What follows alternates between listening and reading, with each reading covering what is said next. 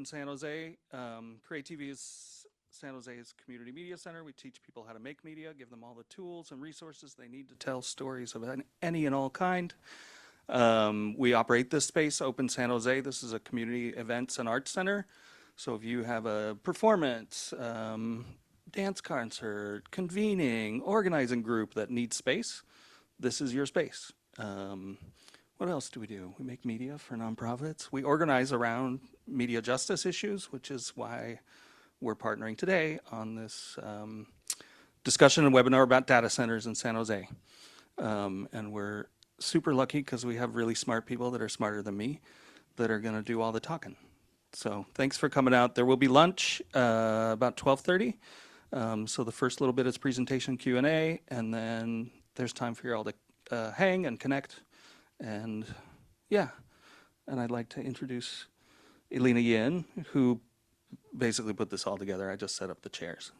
So, Elena. Hi, everybody. Thank you so much for joining us on a Saturday morning. And Chad's being modest. This is a lot of work. And so thank you to CreaTV for helping us host.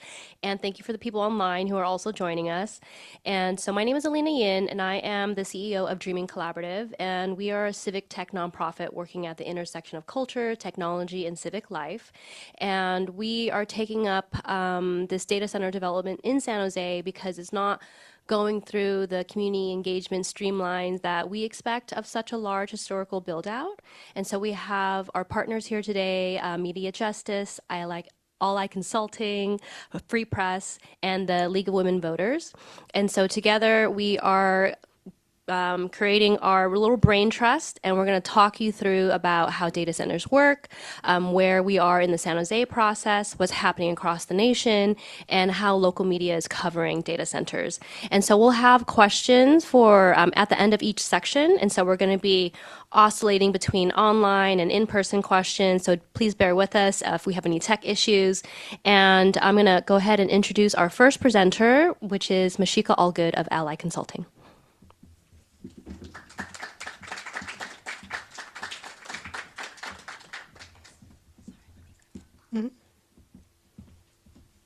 Don't record yet, baby. Sorry, my wife actually got to come to this presentation, which is pretty awesome. Because usually she doesn't get to see me, so hopefully I get it right. Hello. This? Okay. I was just randomly speaking anyway, so it's fine. My name is Masheika Allgood. I'm founder of AllAI Consulting, LLC. We are an AI ethics consulting firm. We largely focus on the impact of AI data centers, environmental and health on communities. So today we're going to talk to you a little bit about what that all means. So let's just ground with, what a data center is. So data centers are the physical embodiment of everything that happens online. The cloud is a place, a conglomeration of data centers placed all over the world. Those data centers are connected by cables that transmit data from facility to facility. Essentially, the entire digital world is powered by these largely unseen and generally unnoticed physical structures scattered throughout the country and the world. So the data centers that we're building now are fundamentally different than the data centers we all grew up with, for one key reason. The data centers we're building now are exclusively to power generative AI workloads. Traditional data centers host the web, mobile banking, online games, streaming services, everything. Those workloads require compute on a transactional basis. Basically, the data sits until someone needs it. So the servers sit idle until you open your mobile banking app, request a specific movie or song that's stored at that data center, or spin up a gaming service for your crew. AI data centers are built to host Gen AI workloads, generative AI. They are factories that produce a single type of product. To produce that product, data center operators run the GPUs just below full tilt at all times. There's no such thing as an idle server in an AI data center. The goal is to run every instance of compute on every GPU until those GPUs burn out. It's all about optimizing the workloads to squeeze every ounce of functionality out of every chip. The reason they run the chips so hard is because they aren't regular chips. The GPUs in AI data centers cost $30,000 a piece. And there are tens of thousands to hundreds of thousands of them in each AI data center facility. You don't store Google Docs on a chip that expensive. Traditional workloads run on CPUs. These chips perform activities in order, one at a time, sequential order. They're built to start and stop. They don't require lots of power to run, and they don't run very hot, which is why we could live next to traditional data centers and never notice them. AI GPUs perform what's called parallel computing. Essentially, you can split up the brain of the GPU and run several tasks at the same time. This frees you from having to wait for one task to complete before you can move to the next one. You can run multiple tasks all at once. Do that on thousands of GPUs, and you can create a chatbot. Run it on a couple 100,000 GPUs, and you can create ChatGPT, Claude, or Grok. Running multiple compute instances on a single chip requires a lot of power. AI data centers host thousands of AI chips that each require the same amount of energy as a mini fridge. All of that power in such a small package generates crazy heat. Each chip runs at 180 to 200 degrees. So burning through all of that power produces a lot of heat. Removing all of that heat requires a lot of water. And now you can start to see how these hyperscale data centers impact the communities that host them. But let's spend a little bit of time on the next slide doing a deep dive into those impacts. AI workloads never stop or take a break. Those chips run 24/7. Powering and cooling these heavy industrial facilities is a massive undertaking that has real health impacts on the neighborhoods that surround them. Facilities install a small power plant worth of diesel or natural gas generators that produce air pollution that rivals traditional power plants. The diesel generator facilities used for alternative power produce a cocktail of PM2.5 and PM10 fine particle pollution, nitrous oxides, carbon monoxide, and sulfur dioxide. Many of these facilities are sited in converted industrial areas, so there's some level of ambient air pollution already in existence. In parts of San Jose, the PM2.5 fine particle levels are 140% of the EPA's recommended amount. So before a single data center is sited, we're already 40% higher of what the EPA recommends. And while we call these generators backup generators, they're actually run regularly, not just for operations and maintenance, not just during power outages. They run to ensure that the facility never goes down. Data centers run on 5 nines reliability. That's 99.999%. That means that they can only go down for 5 minutes a year. So the generators run when there's any level of disturbance on the grid, because for a data center operator, even a couple seconds of disturbance is an emergency. Diesel generators and the fans on the roof that run constantly to cool the facility produce a steady low-frequency hum. Natural gas generators, which are the bring your own energy or behind the meter energy sources that you keep hearing about for facilities that can't connect to the grid, those generators produce a steady high-frequency hum. So while all AI data centers produce a steady stream of low-frequency noise pollution, self-powered data centers produce a steady stream of both high and low-frequency noise pollution. AI data centers are massive campuses of very large buildings. The buildings are largely built with synthetic construction materials that aren't good reflectors of solar radiation. In other words, they absorb heat. Air conditioning isn't sufficient to push all of the heat out of these facilities, so in addition to fans on the roof, they also use evaporative cooling, particularly on the hottest days of the year. Those big cooling towers on the roof push out evaporated air, which settles over the surrounding neighborhoods until the wind carries it elsewhere. The heat absorption of the building, combined with the evaporation from the rooftop cooling and the air pollution from the generators, combines to produce an urban heat island effect. And that heat island effect is actually most acute on the hottest days of the year. Evaporative cooling towers can generate millions of gallons of industrial wastewater a year. Whatever doesn't evaporate is flushed from the system and discharged to wastewater treatment plants, local wastewater treatment plants. The wastewater from the data center blowdown, or what they flush from the system, includes all of the chemicals that were used to treat the water while it was in the facility, some of which are novel chemicals that haven't been fully studied or EPA regulated. In researching the toxicity of some of these chemicals, I'm reading studies on lab animals as they haven't been studied in humans yet. Any chemicals from these facilities that our wastewater treatment plants don't have the technology to properly treat will eventually make their way back into our drinking water systems.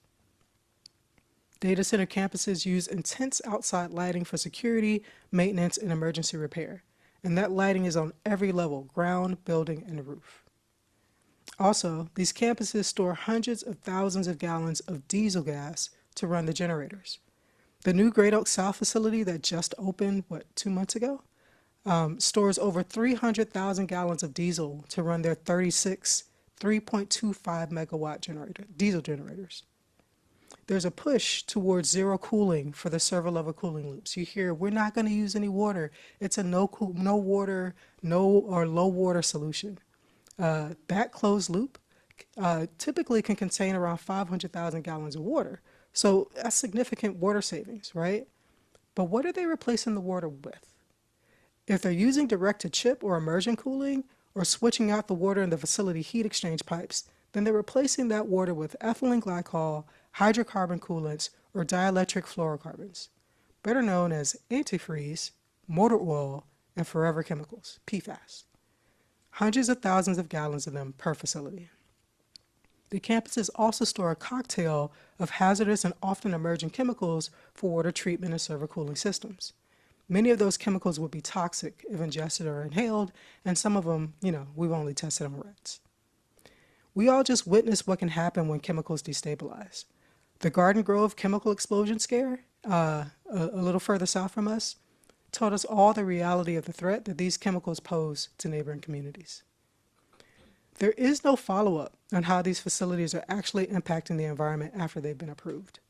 Our air quality management district doesn't have a single air quality monitor in Santa Clara or Sunnyvale, and there are none anywhere near San Jose's current or proposed data centers. We don't have noise, light, or temperature sensors in the communities that host these data centers. We aren't testing data center wastewater discharge, and we aren't keeping a record of the chemicals that data centers have on site. But I want to spend a little bit of time. My main focus as a researcher is on the water impacts of data centers. So let's spend a little time discussing data center cooling, because there's a lot of information out there about it. So the amount of energy that these chips require and use generates a significant amount of heat. The chips can get up to 194 degrees each, but if they run at that temperature for a long time, they'll burn out prematurely. So data center operators have to cool the chips down to 176 degrees Fahrenheit, which is their normal operating temperature, in order to prevent damage. AI data centers use closed loop cooling as a standard. Like, we keep hearing, oh, the closed loop, that's like I use seatbelts, or I put oil in my car. Like, this is the normal process, right? So the standard closed loop cooling system has a two-loop system, as you see in the image. Loop 1 is the loop that stays within the facility, right? I'm pulling liquid into the servers, pulling it out to take the heat, taking it into this heat exchange chiller inside, and then pulling it back around. So that same liquid gets recycled, it gets heated and cooled and heated and cooled. That is the closed loop that they're always talking about. But as you see, there are two loops. And the second loop is the heat exchange loop. That's loop number 2. As you see, that loop goes onto the roof, where it undergoes a process to pull heat out of the system. And this process is where the water consumption happens, because this is where the evaporative cooling towers are used. So facility operators have a choice on what they use to cool the facility, what happens on the roof. They have a choice to either use air conditioning processes or evaporative processes. The industry best practice is evaporative cooling, because air conditioning isn't as effective with this level of heat and requires massive amounts of electricity to produce the same results as water, which can quickly get very expensive, whereas water is cheap. So there are several innovations to improve data center water consumption, namely direct-to-chip and immersion cooling. And while these processes are helpful in lowering the volume of water that goes through the heat exchange process, so that first loop, that maybe 500,000 gallons, maybe 500,000 gallons, they don't address the more consumptive process, which is the evaporative cooling on the roof through the cooling towers. We don't have any established processes for like pulling that evaporation back into water and keeping it for ourselves. Basically, when it goes, it's gone. So the impact of data center water consumption on local water systems is twofold.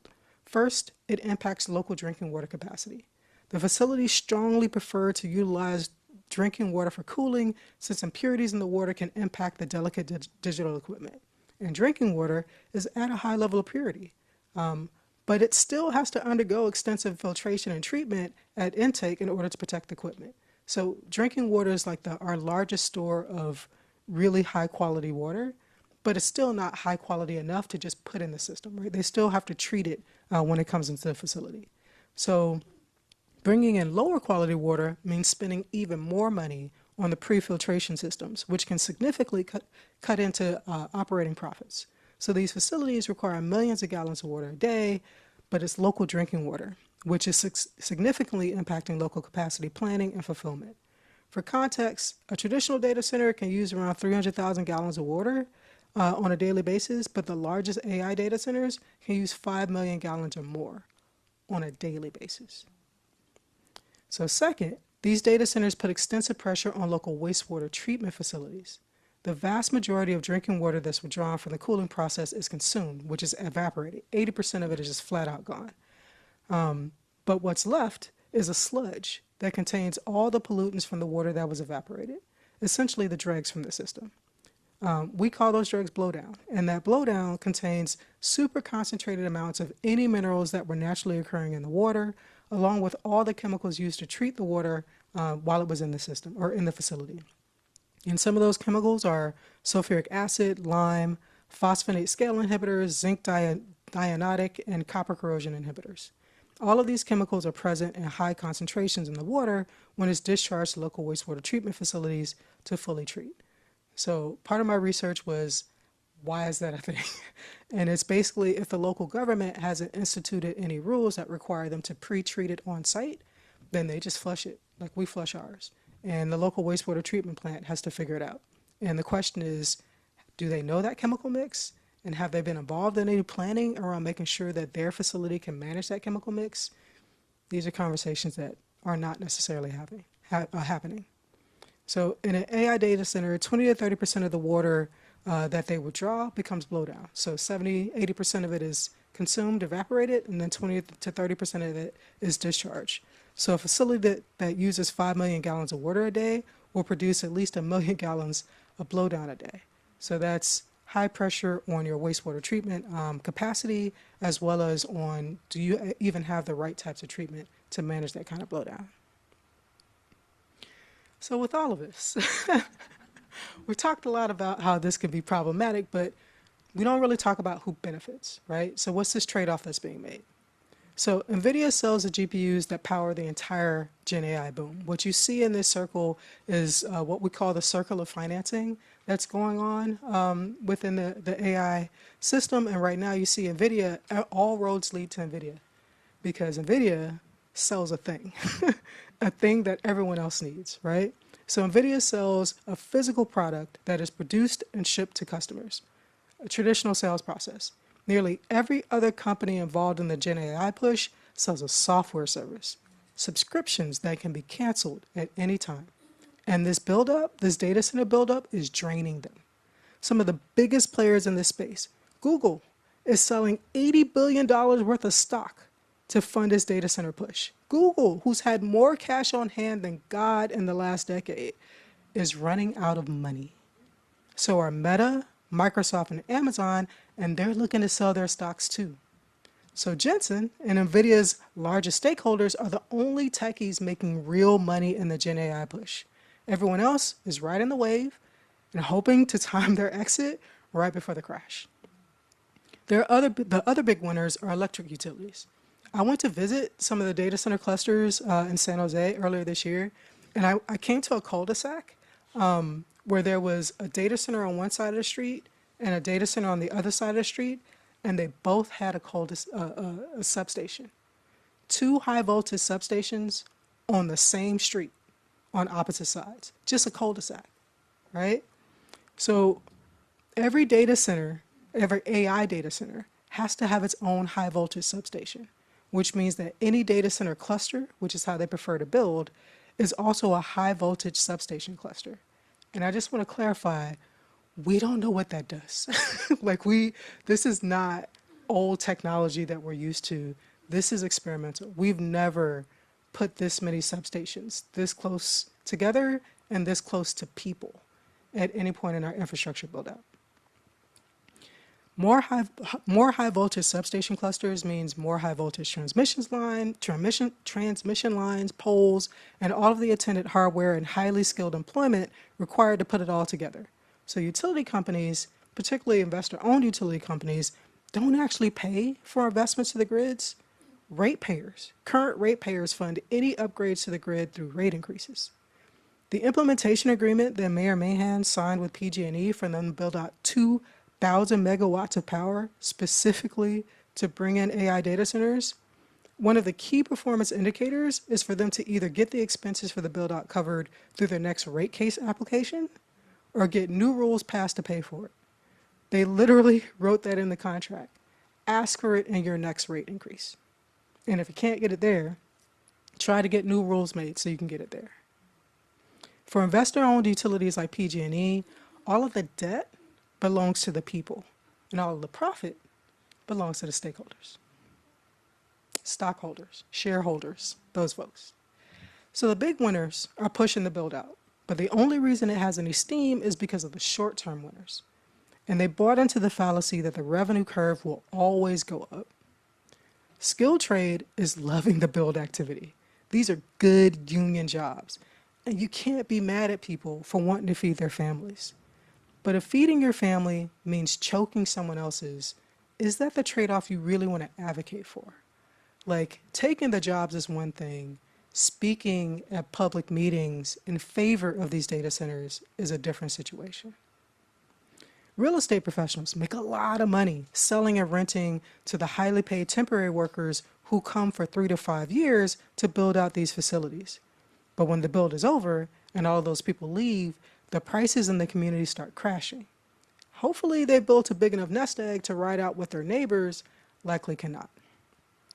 The skilled trades folks and real estate professionals are just trying to make a living in a really difficult time in our country. Corporate leaders are already rich, and so are the investors pushing the always go up business practices.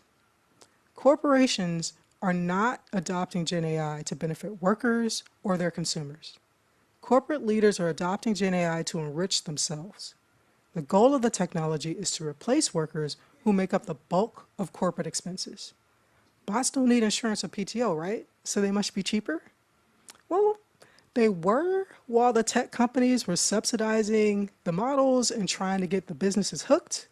Now that OpenAI and others are charging real prices for the compute that Gen AI requires, corporate leaders are waking up to the bait and switch and trying to pull back. We're seeing horror stories of companies running through literally $500 million of compute in 1 month.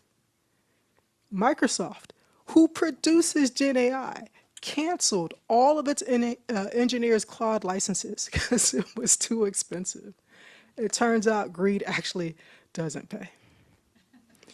So here we are, on the cusp of the largest infrastructure build-out in San Jose's history, on the precipice of becoming one of the largest Gen AI factories in the world.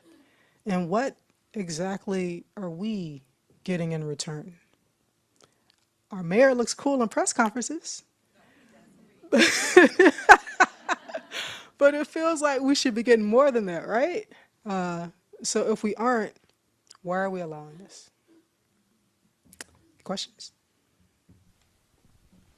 I've got a mic over here, so if you have questions, I'm going to run over to you. We got 2 over here, and let's start with you. Oh, sorry. Do you want a question? Oh, I do.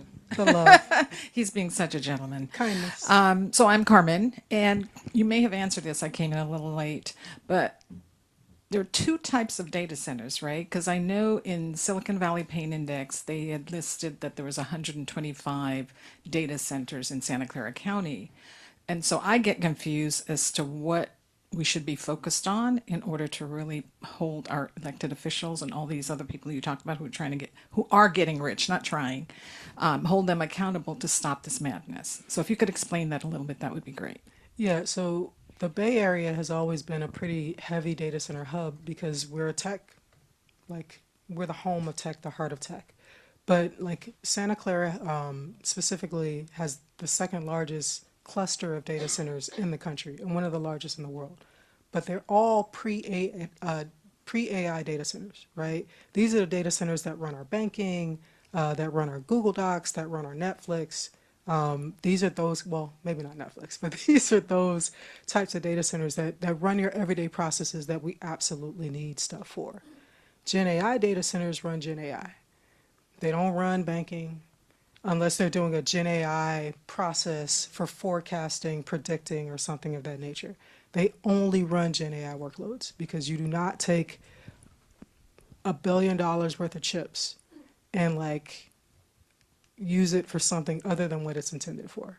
So they train and they retrain and they inference, which is they actually give you responses out of those specific types of data centers. So whenever you're seeing a data center where it's like over 50 megawatts, well, in California, they're literally all 99 megawatts because anything more than that, they'd be considered a power plant and have to come up under our electricity rules, like our really strict regulations. So anything that you see that says 99 megawatts, that is just for processing Gen AI. And so this whole obfuscation of what type of data center it is intentional because we don't want to fight all data centers. That's crazy. Like we believe in a digital economy. We believe in other types of AI, which other types of AI also run in traditional data centers. This is a specific factory for a specific product, which is Gen AI, and that's the difference. Thank you. So my question is also related. Do these traditional data centers have the same two-loop cooling mechanism? Because you mentioned there's a lot of uncertainty around what these chemicals put in the environment. But if it is a similar process, then we should at least know what these chemicals do. So we should have some understanding. It shouldn't be too unclear. It wouldn't be if they did, but they don't use that system because they don't have to. Their chips don't get as hot, right? Like a traditional data center is largely CPUs with some GPUs, but and they're not even AI GPUs. They're like the lower level GPUs because you don't need that level of compute at that speed for regular workloads. And so we don't have an understanding because all of this is newer technology. Like it existed, but it wasn't like at the scale. Like the thing about Gen AI is everything is at a massive scale. And that's what makes everything so crazy. We've had high voltage substations, but to have several of them in one community, like within, a mile of each other, we've never had that, right? So everything is the scale. So it's not that the closed loop didn't exist. It just wasn't used very often because it wasn't practical and it was expensive given the type of workloads that were being run. We have one question from the folks on the webinar. So the question is, can you go more into detail on how PG&E is in bed with these predatory tech? And for your information, Supermicro is concocting a new data center, saw signs along 880 North. Okay. Easy question. Right. Well, the question, it's the language choices are entertaining. But yeah, so I think it'll be discussed a bit in one of our other sections, but the long and short of it is our mayor went through a process and said, we want to build, data centers here. We don't have enough power.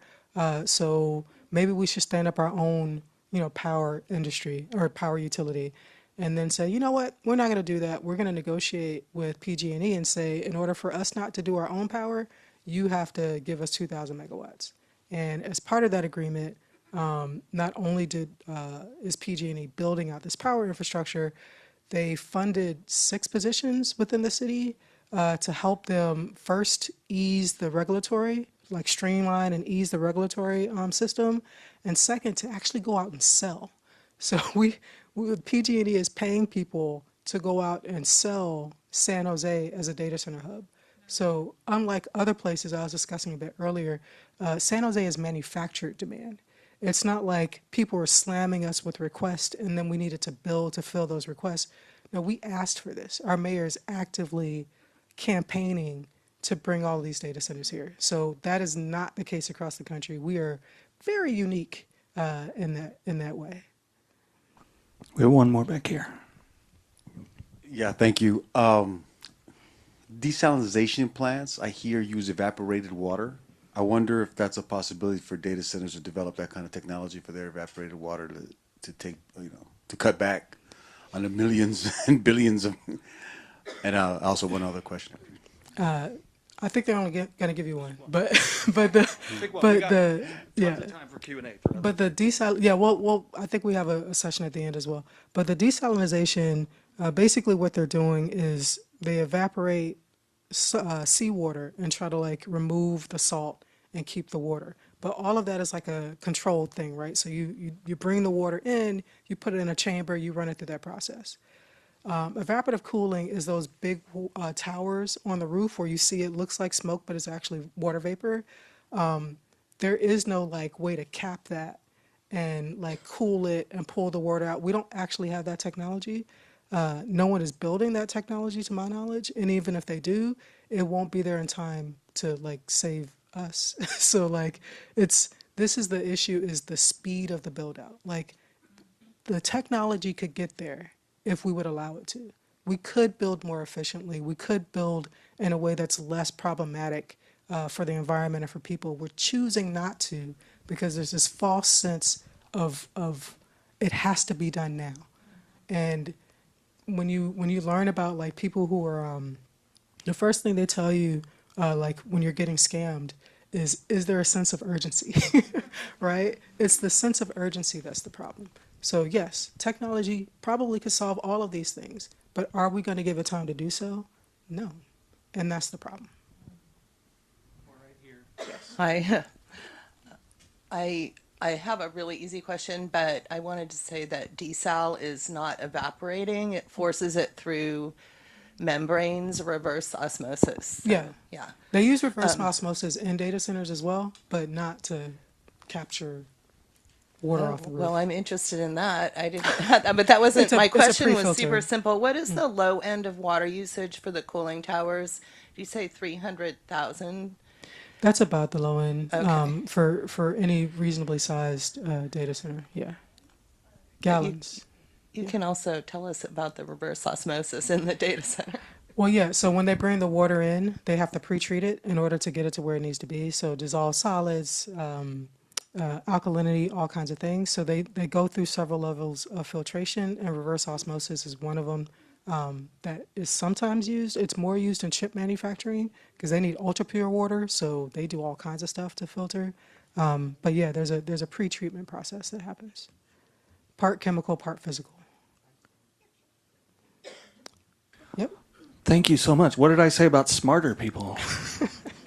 Thank you. We will have more time at the end for questions. There's also panelists will be hanging out, and we'll have pizza and food and all kinds of things. So I want to introduce Gloria Chung, who's with the League of Women Voters, who's also a co-sponsor of this event today, and she's going to introduce our next speaker and do a little icebreaker. You want to come up here? That way we can get you on camera good. Thanks, Dan. Thank you, Gloria. League of Women Voters is very interested in this topic. As many of you know, the League is a nonpartisan organization, but that means we never support or favor any political candidate or political party. But we are a political organization in the sense that we study issues of concern that impact the community. And like all of you here today and the wonderful organizations we're partnering with, we have deep concerns about the impact of AI data centers. So we are really thrilled to be working with Elena and CreaTV, Open San Jose, and the other organizations to bring more light to this very critical and important subject that seems to be running away. It is not only about San Jose. My league sisters in other states in San Joaquin Valley are also very concerned about what is happening. This is a national problem that we need to understand and better understand. So it's time maybe we had a lot of great information from Masheika, and I know that this tape will be available online so that if you couldn't keep up with all the details, you'll have access to that, and of course Masheika will be able to answer a few more questions later. But I just want to just note Masheika's extensive background as a member of the IEEE. I was joking with my husband about that, and he said, yeah, professional engineer. As she so beautifully presented all of the data. This is solid data. This is how we make decisions, by looking at the facts, not rumor mongering, not emotional pleas that are unsubstantiated. So as long as we have this information, we can take action, and the league will take action. But we are studying it, and a lot of the information we've already gleaned from Masheika has just presented it beautifully, so thank you. But now let's take a break, trying to change the mood for just 5 minutes. Turn to your neighbor, someone you don't know, and ask them 2 questions. 1, what did you know about data centers before today? And 2, what did you learn just now in the last 30 minutes that surprised you? So go ahead, take 5 minutes and just, let's do that. Get to meet a neighbor.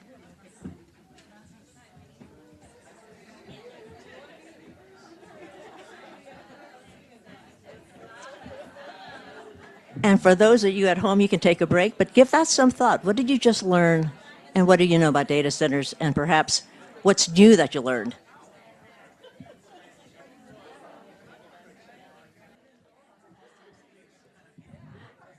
I really hate to close this discussion because I hear wonderful conversations going on. I hope you've met a friend or a colleague and someone you might be able to partner with in the future. Great discussion, and I'm hoping that this is really wonderful. I wish we had more time for this, but we do have a really rich program.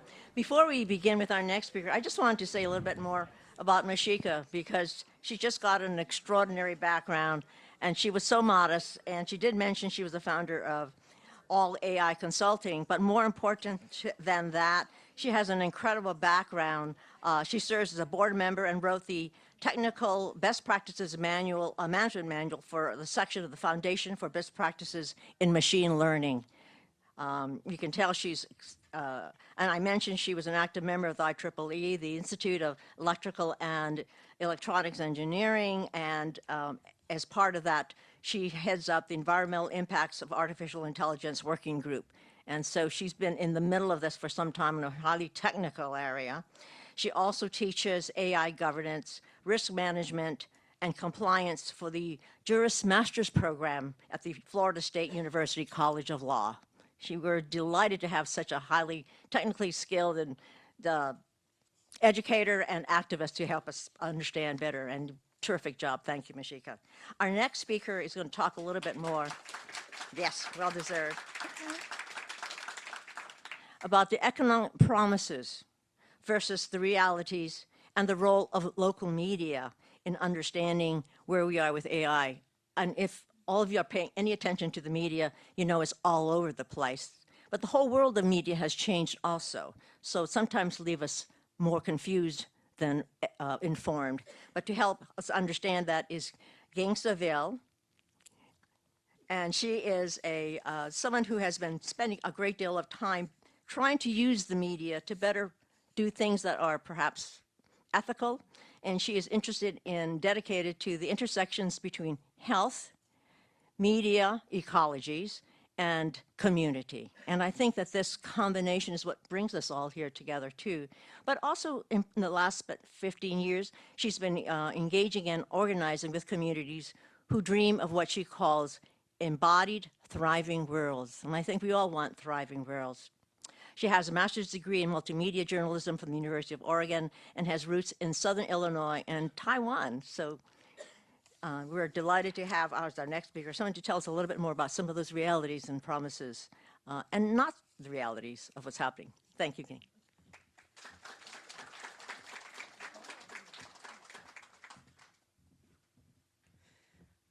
Okay, hello everyone. Let's see. Let me get into the right mode.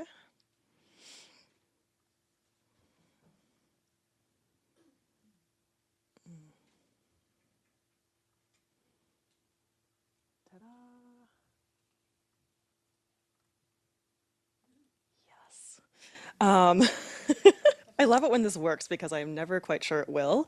I'm Ching Seville, and I'm along with everything that I was so kindly introduced as, I'm also the Civic Media Organizing Manager right now at Free Press, which is a national nonprofit and nonpartisan organization that advocates for media and tech policy in the public interest, like very broadly. And my work is actually more around the local media, local news, community information side of things. And I want to shout out my colleague, Jenna Ruddick, who is in Baltimore and so cannot be here today. But I live in East Bay, so that's also why I wanted to come here to be with you all. So I'm here presenting sort of Jenna's brainchild in terms of work around the data center piece, and then also bringing in some of the local media perspective as well when it comes to the data centers. So let's see, is this gonna, ta-da, okay. Excellent. So for grounding, I mean, the narrative context, I think at this point, all of you have probably seen in either local media or social media, you know, TikTok, Instagram, who knows, maybe even family chats, information about AI data centers, whether here or in other parts of the country. And for for several years, the only information out there, a lot of the data center coverage for these hyperscale data centers, it was just local news repeating industry talking points because there really wasn't any other information available. And in the last year or so, that reporting has really increased. And there's also the caveat that, you know, more coverage doesn't always mean better information. And really, I think the part that I'm honestly wanting to learn more about and very curious about right now is, you know, even in places where there's not a robust local media environment, how industry narratives really can proliferate.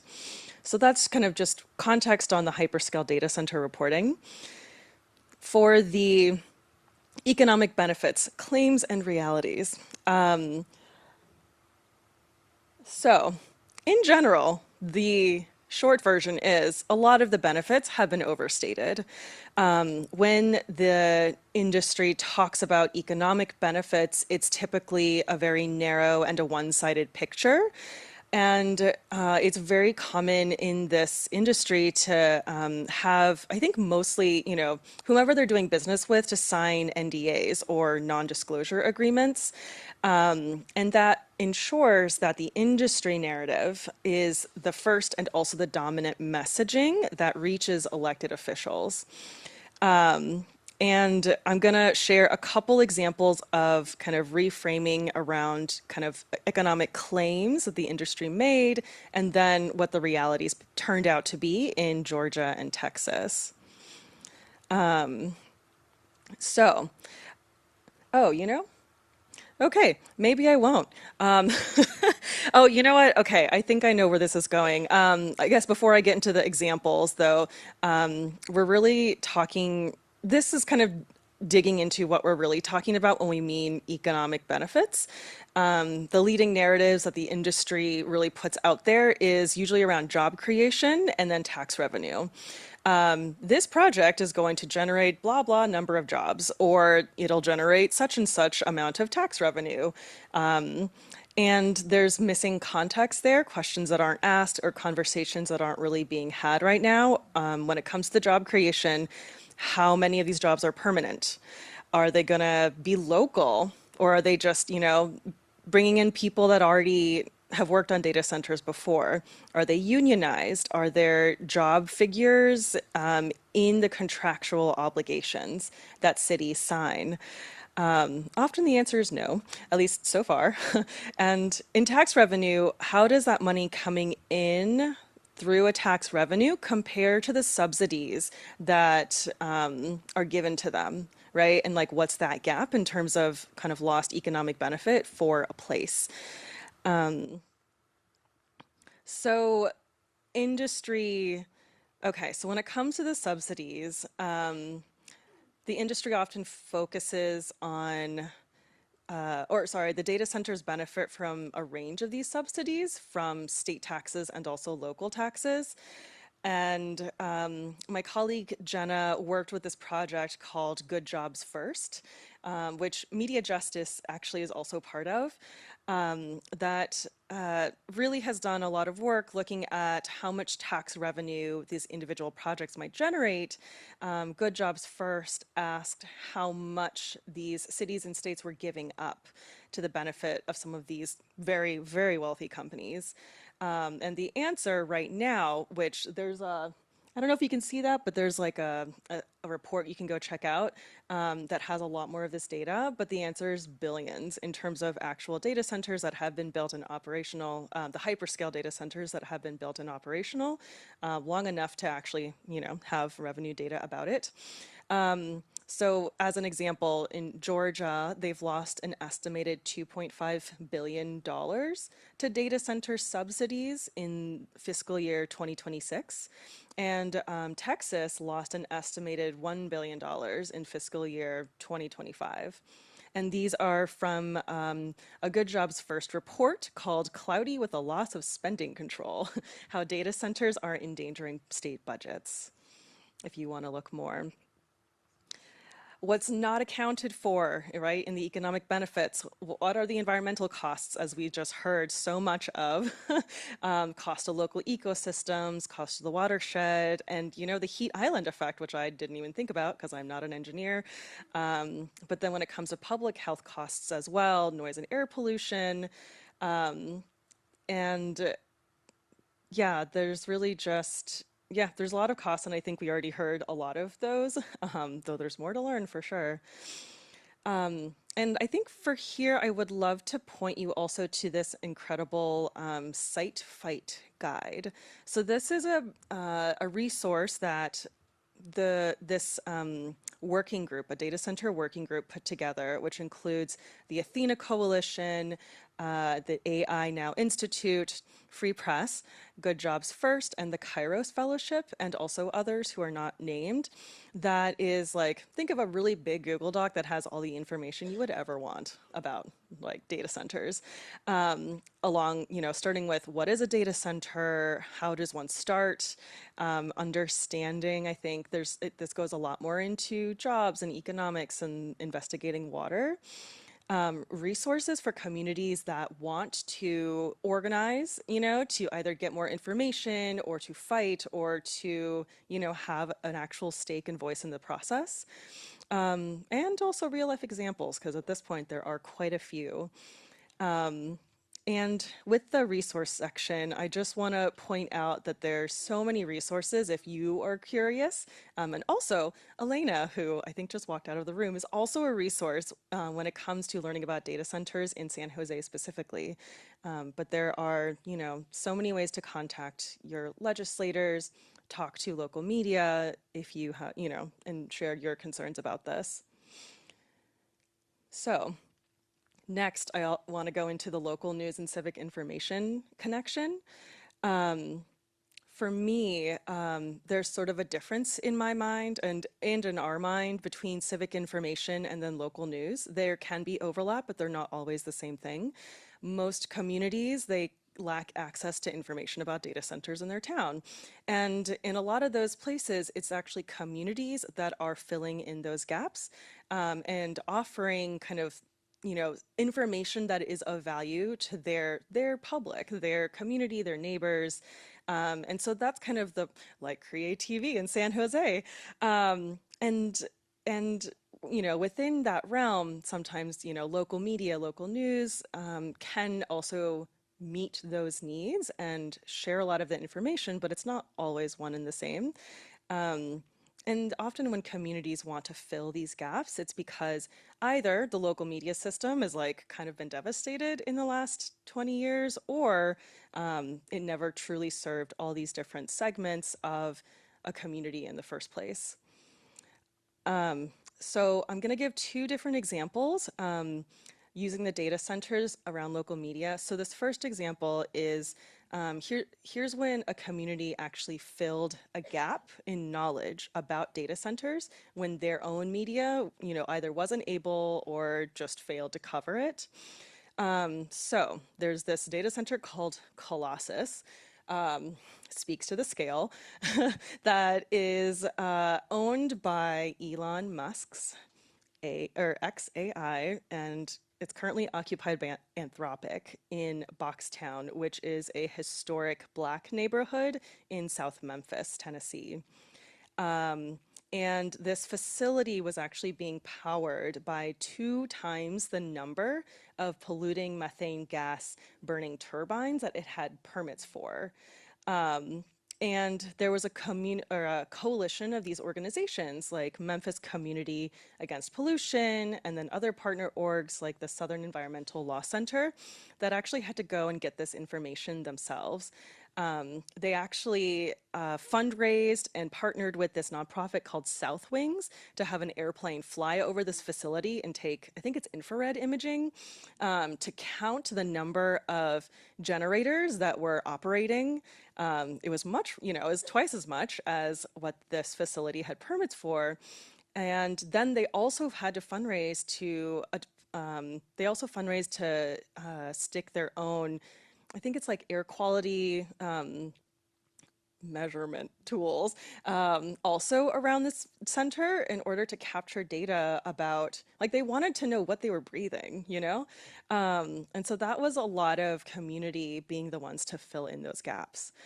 In a different example, though, in Arizona, there was actually an example of rooted local media. So another data center, another name, called Project Blue in Tucson, Arizona. And there was a local news source called AZ Luminaria that is community owned, and they started asking questions last summer. And apparently in asking, like, they were emailing, I think, with a council member, and that council member did accidentally send the NDA to this local news reporter. And that revealed that their county officials had actually been under an NDA for at least 1 year. And then eventually, I think it was also because of this, residents found out that the customer was Amazon Web Services, or AWS. And so this is just an example of when a local source, they start asking questions when things aren't adding up in council meetings. They pay attention to the details. They keep following up and staying on the story. They platform local organizing efforts. Oh, and here are 2 of the stories, actually. So, one is around showing how this data center proposal sprang up before really any information was made public, but then local organizing networks also did at the same time. And the other one's revealing it's Amazon Web Services. Hey. So to kind of close out for now, this is really making me think about, how robust local media and community centers and partnerships can really equip communities with information that you all need, and unbiased and like rigorous information that you need to make decisions about the place that you live. And so here are just some questions some questions and then a couple of like notes around as you continue your data center journey. So one is just, for you thinking about what are barriers to your communities getting information about data centers here. I'm curious about that. So like, come talk to me afterwards. Or on the flip side, which local outlets do you know, or reporters even, or content creators are holding your elected officials accountable and asking questions about this? What are the limits of traditional news in your town, and which community efforts are filling these gaps? And so to kind of close out here, I'm really a big believer in like rigorous civic information, and getting that early on, especially with the data centers, means that you all can start imagining, what do you want to actually happen in your communities? What kind of infrastructure do you want to build? At what pace, right? Do you want to build it? Is it a pace at which the public can actually weigh in or not? not is the answer right now, not led by what industry wants. And yeah, this is just a kind of a way for you all to envision what will actually help your own civic health and thriving here in this area. So that is what I have for you today. I'm open to questions, but I'm also open to going to the next person. I might look to Chad to see what to do there. Let's see if we have a couple questions. We got. And I will try to answer them depending on the subject. We'll start right here. This is really, really important. I think this issue has gone kind of under the radar in San Jose. And I think when we saw what happened in Monterey Park in Southern California when they had a ballot measure, I think it was 84% of the people said they don't want data centers. But they're happening here with like no more city council weigh-in. So it's really scary. So thank you for bringing that to light. I want to ask about the non-disclosure agreements and what can be done retroactively if city officials have signed them. But it feels like that's a violation of their obligation to the community. They don't owe the industries anything. They owe us, right? And so I don't know if you have a legal background or could find people who do, but I think this needs to be examined and we need to call it out. And at least moving forward, one of our requests of the groups that are pushing back is to say we don't want any more. You shouldn't be allowed to sign any non-disclosure agreements. And do you have thoughts about that? Oh, I do. I think that is a great question to ask your city councilor. For all of you, ask your city councilor about this. I mean, I don't know. Since I'm not from San Jose, I don't know who actually has signed these non-disclosure agreements, but they are quite common, I think. They're quite common, and Elena might honestly have more information about that. Okay, maybe not based on your face.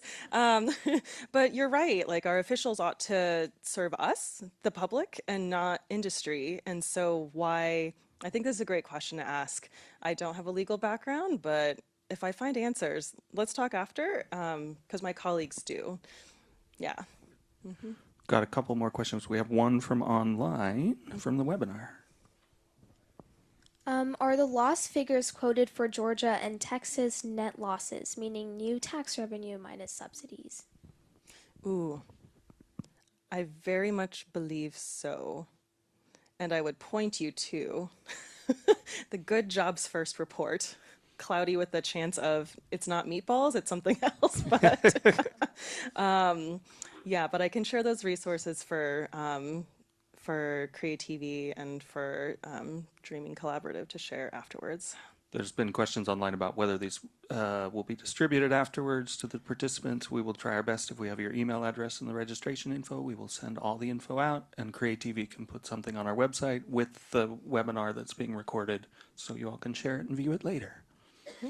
We had a couple questions in this area. Okay. I did have a question, and it was same as was asked about about NDAs. So even though sometimes they don't sign an NDA, they're in the quote unquote back room making deals, so which we don't get access to.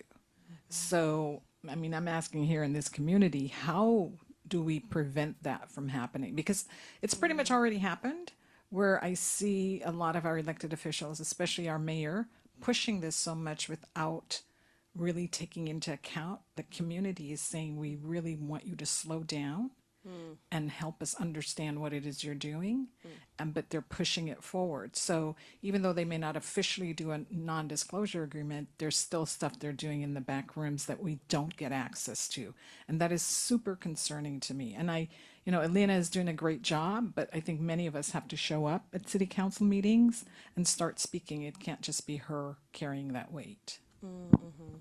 Yeah, I mean, that's a wonderful point, and to me actually points very well to both Elena's presentation and then Danny from Media Justice, because I do think at this point when the train has left the station in some ways, really the way then to start putting the brakes on is for community organizing, is for you all to organize and to be like, not in my name. Or you better listen to me because I'm your constituent, So stay tuned for the next presentations because I think that'll share more. Yeah, make your voice heard. Yeah, and there are organizations like Elena's, like CreaTV, like others that are very interested in organizing around these issues. So reach out to us, even if you just need a space to bring people together. That you have one. I think we're going to move on. Gloria, do you want to introduce Elena Yin? Thank you, Chang. Okay, there's a chance I might have gotten rid of the window on accident.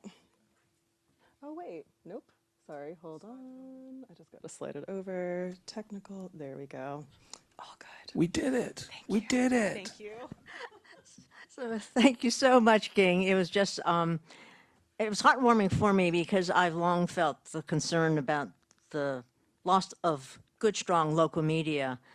San Jose Mercury News is no longer locally run. It is it's part of a big chain, and some of us have seen the diminishing of news information we're getting from local resources. And so, fortunately, there have been some other sources, San Jose Spotlight and others, but it still needs more robust participation by the media to bring the information to us. So gatherings like this and teach-ins like this help us get some of that information. And a person who's done an awful lot to make that happen is our next speaker, Lena Yen, who is the founder of an organization called the Dreaming Collaborative. And it's an interesting organization that I've become more aware of.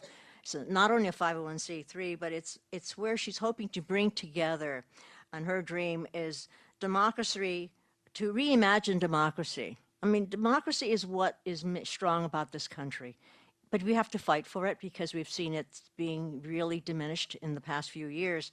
So how can we reimagine democracy that brings in culture, technology, and civic participation? And so I think this is a unique, wonderful objective. She also produced several podcasts called Only in San Jose and Only in Santa Clara County. But more important, Elena is really focused on helping us understand AI and the data storage problem that we're dealing with. And she's also going to address it now.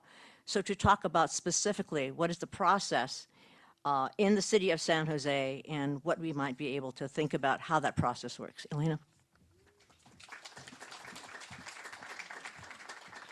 Great.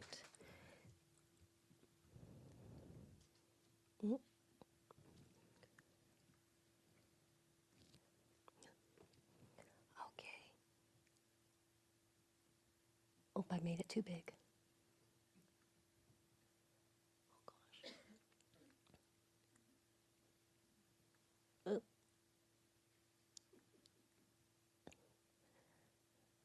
Thank you for your patience. No! Okay. So I'm going to be talking, while I'm fiddling with this, I'm going to be talking about what's happening in San Jose and where we are in the process. And I want to make it bigger. Help me. Oh, there you go. Oh, okay. I just had to walk up here. Yeah. Awesome, awesome. Okay, so this line, AI Revolution, AI Revolution is the tagline of the mayor. He wants San Jose to be the center of the AI revolution. I think it's actually going to become the center of civic participation because of what's happening. And my name is Elena Yin. I am the founder and CEO of Dreaming Collaborative, and we are working to build tools and a civic library of how do we access the process of local government. So this all started in two steps. So the first is the South Bay signed a contract with LNS Power, and they're going to build out 2,000 megawatts of capacity that's coming down to the South Bay. And then San Jose signed a contract with PG&E, the implementation agreement, and that is to build the connections to the 2,000 megawatts. And so San Jose is not the only city. There's a lot of South Bay cities that are kind of clamoring to get a piece of this power. And this was signed in July 2025. There was a big press release about it. And just for scale, so 2,000 megawatts, you can see here, is enough to power 1.5 million homes. And in San Jose, right now, we have about 340,000 homes. So this is like 3 times the amount of energy that's coming to San Jose. And so that's just to imagine, like, when they say we need this. I was like, there's not even enough homes right now to actually access all this power. So where is this power actually going? It's going to data centers. And so in this PG&E implementation agreement, they are going to promise, PG&E is promising to power 12 data centers. And 2 of them are already online, and there's 10 more on the way. And this is their timeline. And so there is 10 more on the way. And you can see here there's 3 data centers. And a lot of how this kind of snuck by is on city council agendas. It's not called data centers, it's called large load projects. And so I had to put a special keyword search for every single time large load came up so that I would get pinged. And so that's how I kind of missed the very beginning of this, because I didn't know that this was the name that was going under city council. And so we have these projects, and they're going throughout 2026. So there is more on the way. And these are the areas that they have designated for these large loads. So on the left is the El Viso area. So this is District 4. And it goes all the way from the El Viso down to like East Side, San Jose, like Lundy, Hostetler area. And then right here, this is this center of downtown, is Diridon Station. My home is right outside the purple line. And so this is personal. And like we were sharing earlier, there is a cap in the state of California at 49 to 99 megawatts, because anything larger than that is considered a power plant. And so you would have to go through a lengthy, very long, full EIR review. But if you come in at 99, you get a small power plant exemption. So you go through a shorter review. So that's how they're getting through so quickly and without more noticing. And also, our traditional policies typically cap community engagement at a development at 1,000 feet. And so if you're not living within 1,000 feet of this project, you're not going to get personally noticed. And, but as we all know, that's a little bit outdated, because air pollution is not going to stay within 1,000 feet. And so these are parts of our regulations that are very old, and they do need to be updated, but without public pressure and without writing and contacting our council members, they're going to stay the way they are. And it was mentioned before, the staffing. So under the agreement, this is the salary, and these are the people that PG&E is paying inside the city to funnel these projects, to streamline these projects. And they are professionals. They've done this before, so they know all of the rules and regulations. And so they're working side by side with city staff to make sure that these projects are passing through all of their checkpoints on time and in a speedy manner. And there is some more, a second portion. So I believe it's 6 staff people, but all in all, they invested $1.7 million in staffing inside City Hall to make sure that these projects are approved on time. And they've built a pipeline. And so there are the 12 under the agreement, but they're also working to recruit more. And so this is just from March 30th, very recently at a city council meeting, an update report. And they've grown from 18 projects, this is not including the 12, so this is additional. So 18 applications to 34 applications, that's their pipeline. That's an 88% increase. This is the city's own words, and they're calling it a pipeline. And so a lot of these projects are in the application process, so they're not approved yet. They're not really as finite as the 12 that's already promised in the agreement. But it's showing that the city has a recruitment process. They have a very fancy website on sjeconomy.com. That's like a concierge service. That's also the word that they're using on their website. So they built this really robust platform and dashboard for developers and data centers, but they have not built that for us. And so I'm combing through all the documents with Masheika and with our team at UC Berkeley, and we're going through all these documents to find this information, because it's very difficult to sort through. And these are just a sample of some of the projects. And so I want to look at the square footage. Like this innovation center is 206,000 square feet. The Microsoft data center is, I don't know how big that one is, but I know it's like at least 2 or 3 buildings. And so this is from the datacentermaps.com, and that's an industry website. It's catered to data center developers, and it's usually to help them figure out the process for each city of where they want to develop data centers. You have to pay to access this information, and so these are just a sample size of the projects that I found that are in planning. The city has also created this program earlier in late November 2024 called the Innovative Project Pathway Program.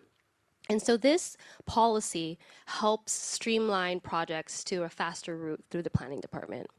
And it's not specifically designed for data centers, but one of the first projects approved under this program was a data center. And this is the West Bank campus. It's supposed to go straight into downtown San Jose. It's still in design and review. I think you can visit the website westbankcampus.com. They have a little video. It's like very fancy. They've changed it since it was first proposed. And this is a snippet of San Jose Spotlight writing about this project. And so the Innovative Project Pathway Program is designed to streamline projects that have to do with housing. And so what's unique about this data center that's not typically done in other places, or I don't even think in the nation yet, is that in front is apartments, and in the center is a data center. It's an 11-story data center. And then apartments are supposed to surround it. And they're supposed to maybe capture the heat because it gets so cold here. And reuse the heat. And so that's part of like the innovative part. That's why they qualified for this program. And part of the program is faster approvals, is a waiver of construction fees. So that's like part of the giveaways. I don't know how much it will be. This program only is for the core of downtown, so it's not all of San Jose, but I don't know how it might or will change. And then this is now getting into projects that are already approved. So this is the 12 within the PG&E implementation agreement. So this is an excerpt of a letter from in response to a CEQA, so California Environmental Quality Act report done by the South Bay Great Oaks. That's one of the first powered under PG&E. And it says here, many of the data centers operate diesel generators during multiple non-testing, non-emergency events. Non-testing, non-emergency hours of operation approached 50 hours for one generator for one event. It appears 40 or more generators operated concurrently at two facilities, and at one facility ran diesel generators for approximately 400 hours of non-testing, non-maintenance purposes over the course of that period. And so these projects are already violating the standards set by Bay Area air quality districts, and this is them calling them out. And so this is just the beginning. And so we're already seeing like a pattern here about how strong these guidelines are and how much they are following them. And now this is the Microsoft Data Center project. This is under construction. And so it's not built yet. This is one of the projects that are going to be powered. And this is from their full EIR docket. And it says here, the project includes 244 0.45 megawatt natural gas generators. This is just one data center. And we have 10 more on the way. And one of the things that we've been asking as a community is like, how many gas and diesel generators are we looking at cumulatively? And we have not received the answers for that. And this is a slide from a presentation at the Bay Area Air District. And so this is the permits that have been submitted to the CPUC, which is the California Public Utilities Commission. And you can see here, 2025, look how tiny we are. That's how much exists here. All of us collectively, 1 million people in San Jose, that's how much we're using. And then the bar is, the green is Silicon Valley Power. That's the municipal utility district in the city of Santa Clara. The orange is Southern California Edison. That's in LA. And then blue is PG&E. So that is the scale that they're going for in the South Bay, in the city of San Jose. And then I might have to I have a few clips. Some of you might have already seen it if you follow me on Instagram. And this is the next three clips. There's one from the Michigan Senate hearing. Michigan is also having a lot of data centers being built in their state. And Michigan, by the way, has the Great Lakes, which holds 21% of the world's fresh water, surface fresh water. And so when data centers say closed loop, we don't need water, then why are they building around these sources is a question. And so there was a Senate hearing, and we have industrial scientists. So these are scientists testifying in a Senate committee hearing. And then we also have a clip from the city of San Jose that talks more about some of the claims that are happening here. Point about emerging technology and whether data centers can be put at outer space or other types of avenues to consider. We're just years away from that. And so what is the rush that we're so desperate that we just need to pump all these data centers on society so quickly and strain the energy grid? That is something that I think we definitely should be taking seriously as a society and looking into. Do you have any quick remarks back on that before we close? Yeah, the rush has to do with contracts that they need to fulfill, not with the need for more data centers. So let's be real clear about that. Now, technology is emerging and we're going to need more data centers. We're not arguing that point, but we do not need nearly the amount that they are proposing. We do not need nearly the level of what is coming at us. And like you said, Chair Carr, I appreciate that comment because we've been saying the same thing. The technology is changing so quickly that it won't be long and this facility will be under construction, and some of these hyperscale centers take 5 years to build. Before it's even built, the technology is going to change. That company is going to abandon that plan and leave a small farming community completely damaged with this huge, massive campus that they don't know what to do with. And so this is why we're saying, if we're going to do this, we need to keep them away from communities for health reasons, and then we need to put 100% of the responsibility on the company for any abandonment or any unfulfillment issues contractually to remediate that back to its original land value. Okay. So that is happening in Michigan. This next clip is the city of San Jose. Oops, sorry. The next clip is the city of San Jose. And I've been to a few community meetings where they're telling us that they're going to use recycled water, but the key word is when feasible, when possible. And so this is a clip from on the record of that conversation. These projects must also demonstrate that recycled water was evaluated and when reasonably available will be used in lieu of potable water supplies. The city's general plan and municipal code also require the use of recycled water where feasible. A few moments later, they will be required to use recycled water. At least that's my expectation. And I want to make sure that, you know, how we have that conversation. Clearly, the one down in Great Oaks was too far from a recycled water line for them to use it. Is that a fair statement? Great Oaks does not currently offer recycled water. Right. So that was the issue, was the location of that data center. So the data centers that are in the Great Oaks Parkway in South San Jose, they are getting their water from the Great Oaks Water Company. And that water company has no recycled water capabilities. And they get all of their water from wells and aquifers. And they're building more data centers in that neighborhood. And for in Gilroy, there was a big community meeting. They're building an AWS data center, Amazon, and it's going to be the largest data center in the county once completed. And they have told residents that they're going to use recycled water, but also the city doesn't have that capacity. So AWS is saying that they're going to build the water treatment facility in 4 years, maybe. And so it's still not connecting. And so those are some of the things, unfortunately, we have to be really diligent about asking our council members and elected officials on the record. I was like, when are, like, is it legally binding they're going to use recycled water? When, how much, and all of that. So this next one is the last one from the Senate committee hearing. What type of contamination can be expected from data centers? There's a lot of contamination because you've probably all heard the term closed loop system. Microsoft in particular is trying to sell everybody, the legislative body, that from what I've heard, on their closed loop systems.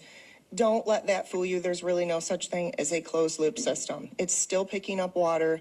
That water in a closed loop system is being contaminated. It's picking up anti-corrosives, anti-scaling agents, biocides, and then what is happening is that water gets what's called blowdown. It gets blown back down into the aquifers or the rivers, or like what Ohio EPA is just right now allowing, they just dump it right back into the river. The water treatment facilities are not capable. They do not have the filtering media, and they are not capable of filtering those particular types of corrosives. And so that just makes its way down into our aquifers. And most of these communities are small towns and farming communities that have wells set on aquifers. So this water it's this gray sludge basically is not being cleaned, it's not being filtered, and it's being dumped right into our drinking water, or it's being dumped into a water treatment facility center that cannot handle that kind of load. And so this is a real problem.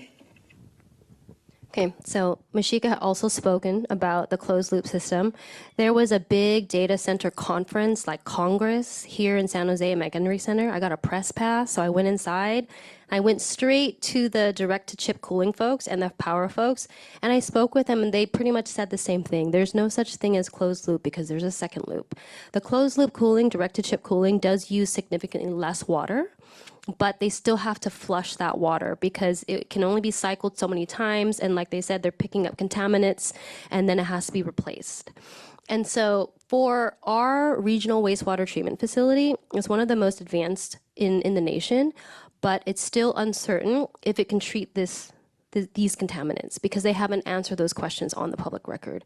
So we don't know what kind of contaminants these data centers are going to be using to cool their chips, and we don't know if our water treatment facility can actually handle treating the wastewater from this production. And so here is where we are with our local government agency. So we have Valley Water. They are in charge. They're the wholesale water supply. They manage our groundwater, flood protection, and they issue those permits for the data centers. And so that's one district, and that's their jurisdiction. Then we have our air district, which puts rules on air pollution, and they permit the backup generators. And then we have our county. Our county is kind of missing from this conversation right now because they're at the very end of the line because they are mainly tasked with managing unincorporated lands. And so if it's in the city of San Jose or in the city of Gilroy, that's not their jurisdiction. They have no say over what a city does within their own lands. But what they are responsible for is the entire public health of the county. They run our health and hospital systems. And so they are being kind of left out of the conversation of if we bring these 12, 13 data centers and we fire up all these diesel and natural gas generators, in 5 to 10 years, what's going to happen to our community? And how is our county supposed to plan for that? And another thing I didn't get to include in this clip was the woman, Tammy Clark, she is an occupational scientist, and she was saying that all of the rules and regulations for EPA in terms of limits of how much a human being can be exposed to these pollutants are done on adults. They're not done on children. So there's not a lot of studies on what these pollutants are going to be doing to children.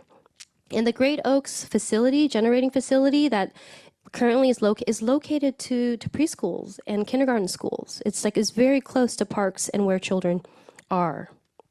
So this is the 3 districts, and so the developers have to go through each of these agencies and get what they need in permits, except for the county. And so we have been showing up, Masheika and I have been showing up at public comment and writing letters at these various agencies.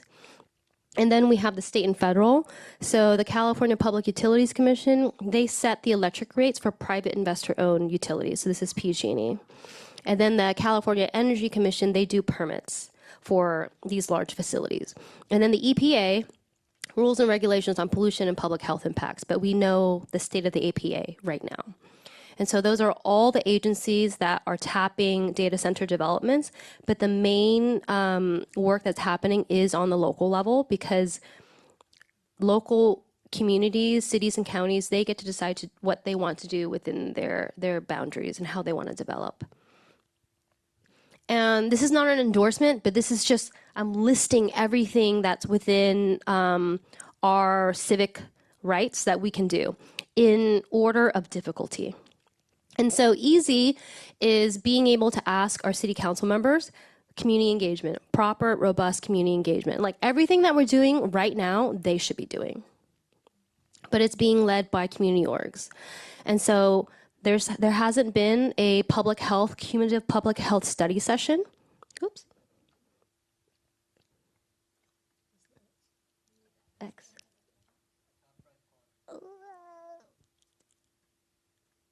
Okay. A public dashboard. If the developers have a public dashboard, I think we should be able to have a public dashboard to see what's coming in.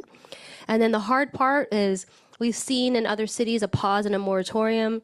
It depends on what it says in our codes of how long a moratorium can last, because moratoriums usually have a cap on them of how long they can last. That would be pausing maybe the 34 applications. For the products that are already approved under PG&E implementation agreement, it's a little bit more murky what we are able to do. Then there's an ordinance that would mandate, not where feasible, but mandate that they would use recycled water. That is within council powers. Ordinances are all within council powers. They don't go to ballot, and so it's a majority vote. And so an ordinance that, demands that they use clean power instead of natural gas or diesel generators. An ordinance that they notify the community every time there's testing, because these generators have to be regularly tested to make sure that they're working. Kind of like you don't want to leave a car just sitting idle for 6 months or something like that.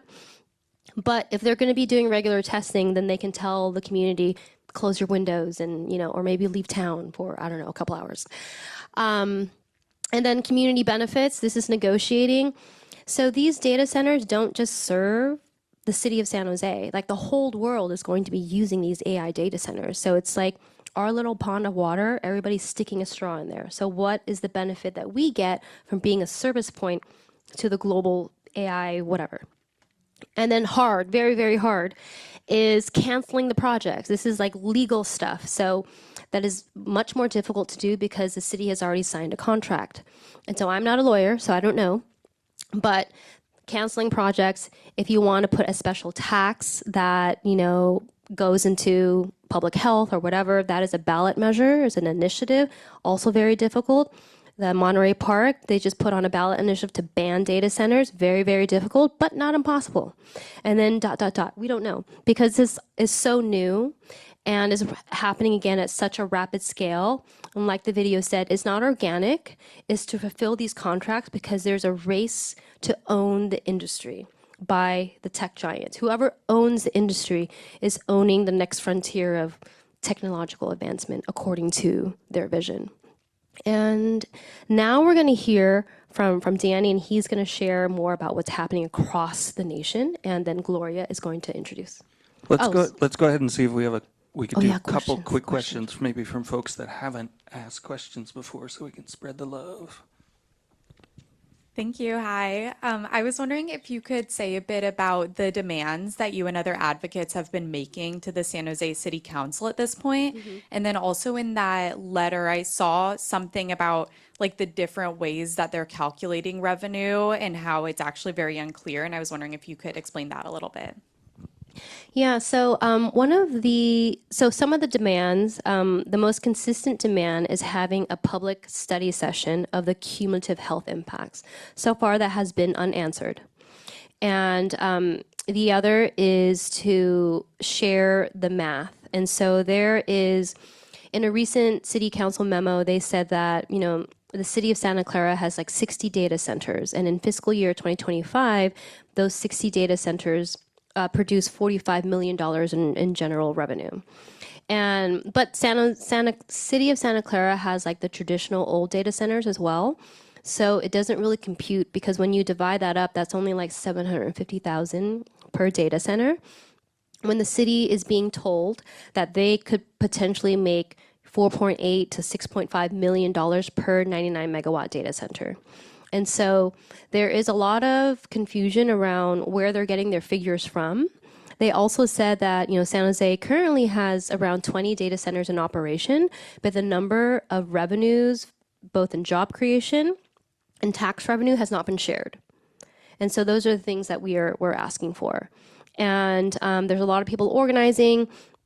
And so this is, our options. And also, if you want to be part of this, continue to visit ilovesanjose.org, and you can sign up and to be updated on speaking engagements and like how to write letters and access. Yeah. Hi, thank you. I feel like this question might be geared towards the previous speaker, but and also kind of what you're saying about the public health impact, because as a person who's not in tech, like, and data centers, I just see as like a big box and it's bad. But I think that when we hear things about the actual like literal physical health impact, or like you say noise pollution, air pollution, light pollution, like those I think have unfortunately become so normalized. But talking specifically about the actual impacts on the body, I remember being involved in an educational campaign on the east side with regards to lead pollution and the closing of the trying to close the Retail View Airport. And so I think I see this as kind of very similar. And so my question, is that are there any good sources or like media reports that actually kind of cover the negative impacts to us, our bodies, and then even like children as well? Yeah, I would point to More Perfect Union. They have been doing a lot of reporting on data centers that are in operation in Virginia and in Georgia and in Memphis. And so they've done a lot of interviewing of residents that live right next to these large data centers. And they are a little bit different because they're not capped like in California, even though we're building an equivalent amount, but we're building them in 10 pieces instead of one piece. And so a lot of that, and then the Senate hearing committee, I can share the link to that full presentation that she shared, because she talks about the impacts of the vibration. And so there are studies out there, and the pollutants, that's not new. Like diesel particulate matter is not new, and there, according to the EPA, there is no safe threshold to be exposed to that. And nitrous oxide, all of that is well studied, and we can share resources to that. Thank you. Thank you for your question. Any other questions? Oh, where'd Chad go? Well, we have some more questions, but I'll hand it to you. Thank you. So hi, I do work for the Bay Area Air District. I'm a permit engineer. I'm the only permit engineer from San Jose who works in the engineering division there, so I'm familiar with diesel particulate matters. I also do the engineering evaluations and the public notices for the schools, right, K to 12. And I was wondering, based on the information I have read, the peer-reviewed study from Santa Clara on data centers, and I was wondering from the Air District side, I'm not representing them, I'm just coming as a constituent from the San Jose area. What are the financial impacts of the data centers? I mean, there's obviously no ROI, there's no return on investment for the people in the local community. It's not building job growth. So if big tech cares about money more, what's a way for us to make them hit their wallets? Good question. So we have a petition with several organizations at the Air District right now, and we're trying to get them to agendize the item for our discussion. And so one of the things that we can do, it's in the medium section, is mandate that they use batteries instead of diesel or natural gas, that they use clean forms of energy. And it is possible, it's just less common because it's more expensive. And so all of the safer options cost more money. And so it is to tell us it's not impossible, but there needs to be community organizing and community pressure on elected officials to let them know that they need to prioritize these choices. And they have the money. A lot of the equations that are analogies that I use is, this is like the invention of plastic. At first needed nowhere, and now is everywhere, including our bodies. And I would say like generative AI is like polyester. And Just like the multi-billion-dollar plastic industry did not come running to save us when they found microplastics in the water, generative AI is not going to come running back to save us, to undo all this air pollution. No one's coming to save us but us. And so it is imperative that we speak to each other, that we speak to our neighbors, and that we show up to city council and ask, demand, and push for better resources. And if they can't build these facilities in a way that doesn't decimate the local environment, maybe they shouldn't be building them. Thank you, Alina. Just as a quick reminder, we have food coming, so please stick around. We're going to hear from our last speaker, Gloria. If you could introduce Sure. Danny. Yeah, we have just a final speaker who's coming to us just via the media, can't be here in person. Media justice speaker is Danny C. He's a campaign specialist who's focusing on a national racial justice organization that advances the media and technology rights of people of color. He's based out of, he's done work in Northern Virginia, as well as worked in Texas on the Detention Watch Network. To look at anti-detention efforts, and worked also in Texas to support community members to develop and lead campaigns to abolish some of the kinds of things that ICE has been doing illegally, and has worked also with migrant communities. So he has some words for us, and I will turn it now to Danny O.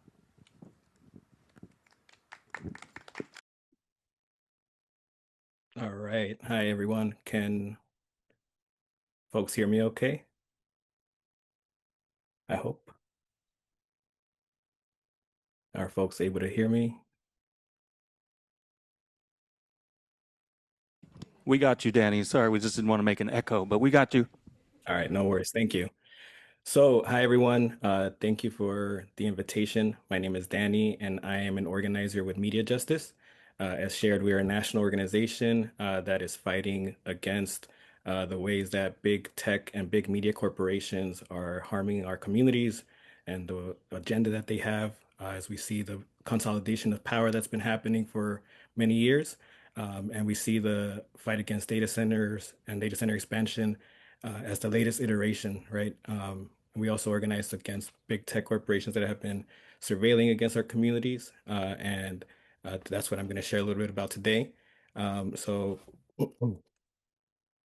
before I fully share about like how the fight is developing in other parts of the country, I'd like to just echo what some of the folks earlier shared, right? That just what is the state of data center build out right now? That it's rooted in one, AI, the AI hype, right? Which has been manufactured by big tech corporations. And it has also been a method to consolidate power. As we see the way that big tech corporations, their CEOs have entrenched themselves, for example, with the Trump regime, how they were all there during the inauguration.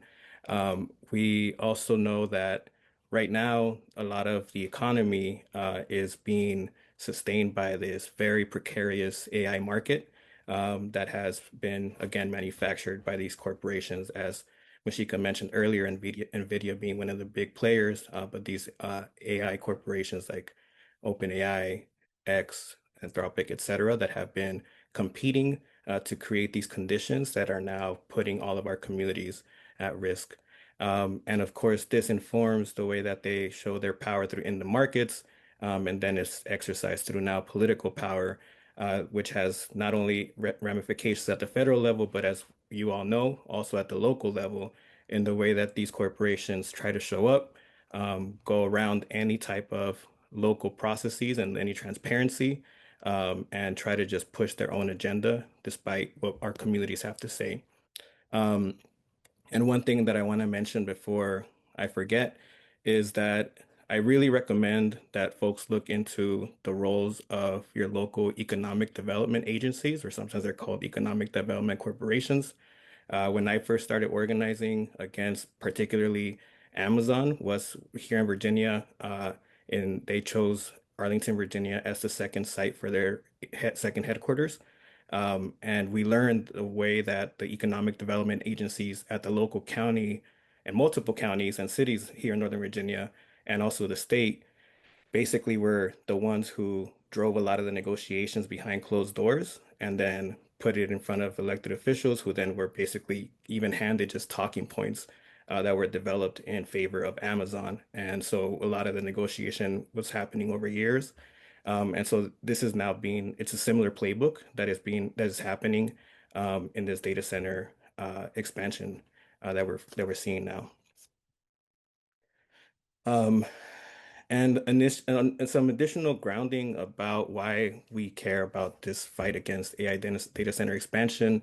As folks mentioned earlier, right, similar for media justice and for me personally, I'm not anti-tech. We're not anti-tech. We're people who develop media, as CreaTV San Jose is, and folks who do all other type of media. We also are folks who develop technology or use technology because I enjoy using it as well, for example. But we recognize that these data centers, the way that big tech is enacting this agenda, they are extractive. It is an extractive industry from start to finish. And this image is credit to North Carolina Environmental Justice Network. And so this is a really helpful visual to see how these data centers truly operate, right? They consume energy, they consume water, they take up land, they take up our public funds through incentives, tax breaks, and other resources, right, that are critical for our communities. What they end up giving is releasing water and air pollution, noise and light pollution, the heat island effect, runoff and flooding, polluting water, of course, and increased housing costs, as folks mentioned earlier. And on the other end, we also get lots of jobs, pricing and wage algorithms, which I know is another big aspect of it. Denial of rights. I think the folks also are rightly concerned about the ways that XAI, for example, has been a huge perpetrator in fake porn and scams and other things like false information, increased surveillance. I know there are folks who are also at the same time while having to fight data center expansion, are also having to fight things like, for example, Flock and Axon and other surveillance companies that are also part of what's driving this data center expansion, right? Because AI, unfortunately, the way that it's being developed by big tech is used for more surveillance and more killing efficiency and other unknown harms. And so now I'm going to share now some examples about how resistance is looking like across the country to these corporations showing up in our communities. And folks mentioned a bit earlier about XAI in Memphis. So it was announced by the Chamber of Commerce, so that's another example. Like the Chamber of Commerce is also our players in these conversations, leaving out public decision making, right? And in the race to open up Colossus and this huge data center to, in the race, the AI race, XAI and OpenAI have been competing. So Elon Musk decided to just install these gas turbines that have been being allowed to poison the community 24/7, even though it's a violation of the law, right? But folks in Memphis have been organizing and fighting to say no, right? That is not acceptable and to try to fight to stop this pollution. In Prince George County, Maryland, and similar to in other places, overall, it's the process that these corporations try to do is just manufacture consent by limiting public input and conversations and just like pushing it along. So folks there, for example, have to go to one of those meetings, those propaganda sessions, and take the mic to demand that they be heard. I'll now come back to those examples in a bit too to share a little bit more of the updates. Here I'm going to share an example of Taylor, Texas. This is on the picture on the right is Pamela Griffin. So she is one of the leaders of this campaign called Taylor Data Centers. Because on the picture on the left, you see an image. The part that is outlined in red is the proposed data center that is about 500 feet away from the section in yellow, which is housing, it's residential housing. And so this is where 35 families, which is one of the first areas in Taylor, Texas, where Black and Hispanic families were able to buy housing after the 1968 Fair Housing Act. The 35 families are mostly the same that moved it, that bought there in 1968. and now they're being threatened by this data center project. Again, this was done without any information to the community. And Pamela actually tells a story of how this land was owned by somebody else, a family, where she and her friends used to grew up playing baseball. The ball would go over the fence. The neighbor was really nice, would just throw it over. And one day she remembered that that neighbor told her dad that he was gonna give that land up to be a park. And through research that Pamela and other organizers, Carrie and Sarah, like they went and they actually found the deed. So it turned out the land was actually left to be a park. Somehow the city and the county and sold it, it seems, to the Economic Development Agency that then set this up to try to be a data center. There is now a legal fight that the local folks have been in to prevent this from actually, like, there hasn't broken ground. They have been able to prevent this so far. And as they've been in this fight, they learned that more data centers were being proposed in the city of Taylor. The image here at the bottom, I just like it because it's cool. It's a cool way to use kind of local events to bring attention to your issues. And last Christmas, they had a Grinch truck in the local parade. And they said the Grinch and company and the data center are stealing our electricity and joy. So as I mentioned, there was one data center they were fighting, and then they learned that more were in queue and that were more being proposed. And so residents decided to launch a petition to make the city council recognize that zoning is super outdated in this city, right? Like that there hasn't been anything proposed like hyperscale data centers in the city of Taylor ever. And so things need to stop until the residents of Taylor get to update the zoning and they get to decide what it looks like. And so they developed a petition and launched an ordinance petition drive and have been working on that. And so you see here on the top left, a bunch of local businesses now have, their no data center in our neighborhood signs. They are sites of petition collection. On the top right, there's a group. They also do like drive-through petition collections. There's also been local elections. So outside of, far enough, they get to talk to people who are registered voters in the city and get their support. And all of this has been building up, and they're going to be delivering their petitions really soon. And then at the picture at the bottom, this is just one of the fights. But here we see Carrie and Pamela on the left, who are organizers for this campaign. Sam in the middle, who is another organizer in San Marcos, Texas, where they've also had a lot of success fighting data center proposals and protecting the San Marcos River. And then Kendra on the right, who is an organizer in Amarillo, and Ray, who is an organizer in Austin. And I'll share a little bit about Amarillo. This is a picture from a convening that was held statewide earlier this year in the spring, where folks from across Texas came together to develop the Texas Data Center Rebellion Coalition. So now it's like recognizing that it can't just be, one site fight at a time, where it can't be just like one city that can just fight it, but it has to be regional and solidarity and collective fight. I alluded a little bit to the fight in Amarillo. So this is actually what is being pushed by a company called Fermi that is backed by the former governor of Texas, Rick Perry. And also he was a former Secretary of Energy during the first administration of Trump. They have been pushing for a nearly 6,000 acre energy and data center. They actually called it the President Donald J. Trump Advanced Energy and Intelligence Campus, which is pretty gross. They've planned for 17 gigawatts, and like I said, nearly 6,000 acres. And they've also been pushing for the use of nuclear energy. So at least their plans would be at least 4.4 gigawatts in nuclear, which is another big threat that is happening in certain regions of the country, which is also a big threat to our environment and our health, of course.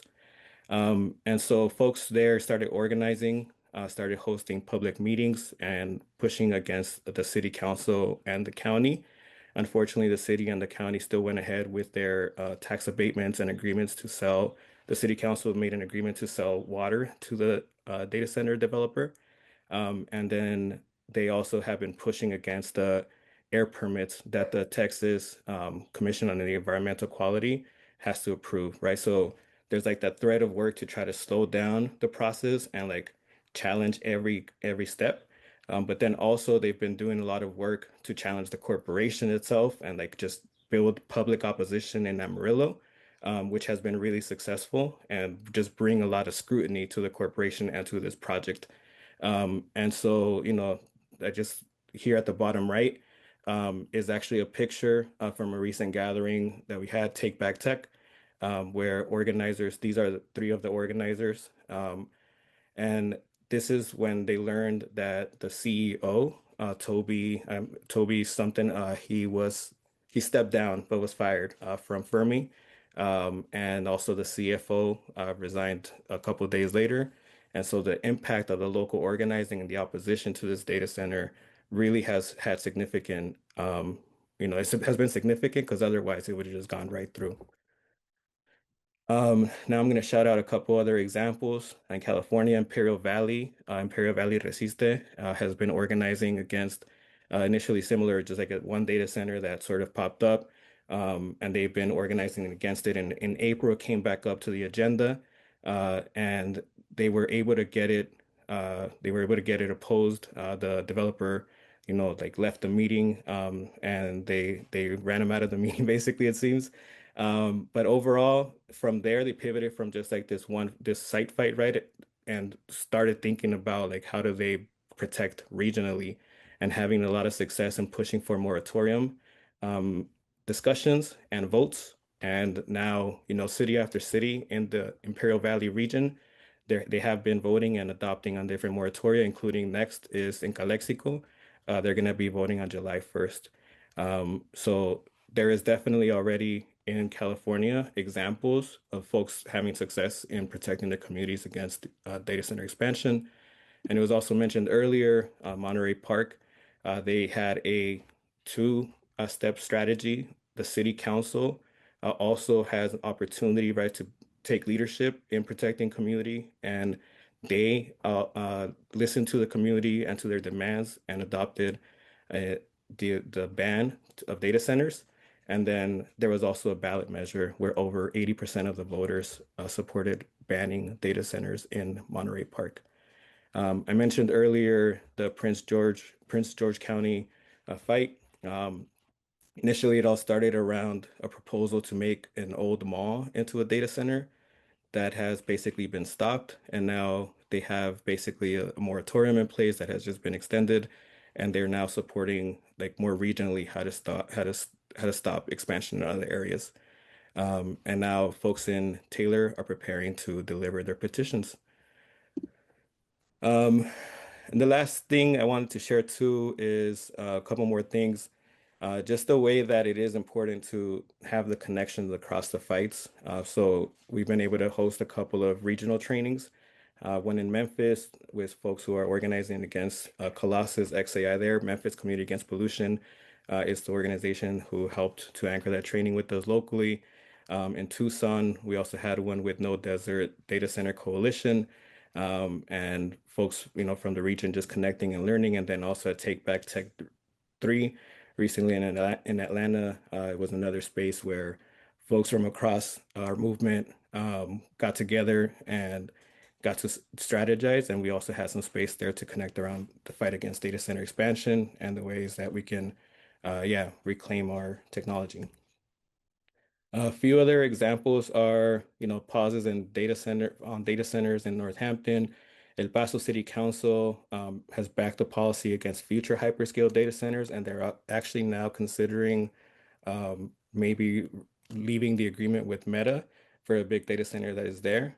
Seattle is poised to ban new data centers in their city.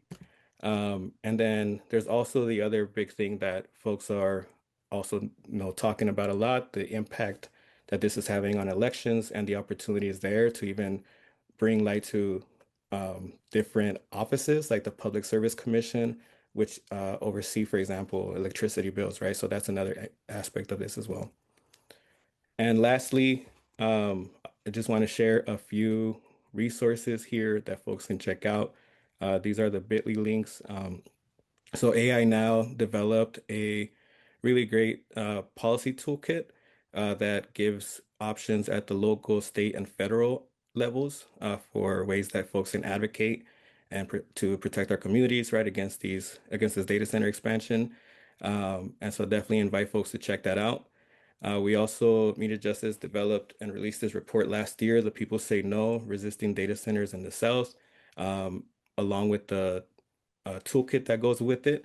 And this includes a lot of just a few highlights and case studies of different fights in the South that include just like some of the health impacts and the ways that people have been fighting them there.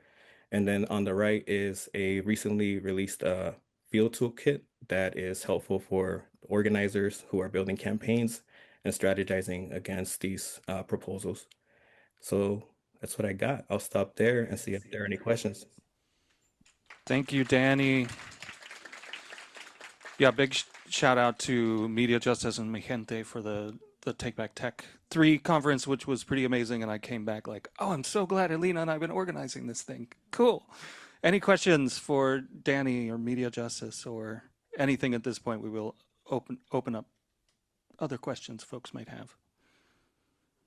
You full of questions. That's okay. I was just looking for other people, and we've got a few from the webinar. I can't answer for them. So my question, and I know, Elena, in your presentation, the fact that we have PG&E paying for resources within the city to push their agenda along, is there not a conflict of interest or some kind of shifty shit going on there? Yeah.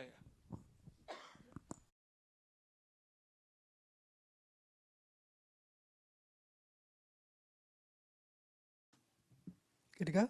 Yeah.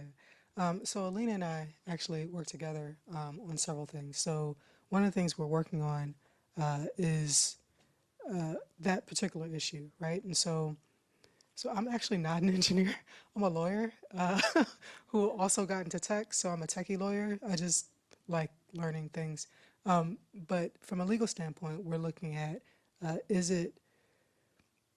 it's a concept of consideration, right? Like who was allowed to enter into certain contracts? Like, do you have skin in the game to enter into a contract? And so we're currently working on a process to determine can we make a case that there wasn't proper consideration for this particular contract. Like the city doesn't pay for electricity, ratepayers do. So when the city makes an agreement that saddles a third party with the responsibility for it, is that legal? So we're in the process of doing that research. We obviously don't have an answer yet, but we're looking at that question even if it hasn't gotten any publicity yet. Oh, also, while I'm up here, I came up here for a techie presentation, so I didn't give a shout out to our toolkit. So we created a toolkit called Question to Ask when your city's building a data center. So they're expert questions so that you can say the right things and don't have to like know everything on your own. So that's on our website, and it'll also be one of the materials that we provide to CreaTV to put on the site. Okay, we have a question from the webinar, which is how can different data center opposition groups join forces to avoid replicating efforts and allow us to apply a similar framework for opposition to new hyperscale data centers across Santa Clara County? Danny, that sounds like a Media Justice organizing question. Did you catch that? Yeah, I think so. I think exactly what's happening today is one step, right? To organize and build these coalitions as intentionally as possible. And one thing is, I also recommend like figuring out who's going to focus on the slowing down the process strategy, right? And so like, challenging the permits, figuring out the talking points, sample messages, etc. And then like who can figure out maybe some of like the corporate interventions, and then the public and the pressure on elected officials specifically. So like the division of labor is also super helpful, and having clear lines of communication. Yeah, I'll also add that if you visit ilovesanjose.org, there's a volunteer form that's working on just these aspects. So if you're really good at public speaking or you're really good at writing a strongly worded letter, there's a role for everybody to play. And we're covering many agencies because it taps many different agencies. So a lot of this work is sometimes you get like 7 days notice, sometimes you get 3 days notice. And that is because California has its rules around public noticing.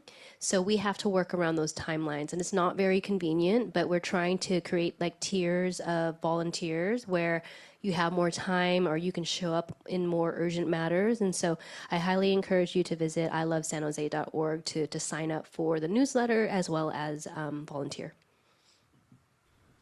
And just being cognizant of time and like people that have been sitting around, and we got this delicious pizza from Masala over there that has vegan and gluten-free options, by the way. I would like to invite Gloria up just to thank all of our speakers and everyone and wrap this up.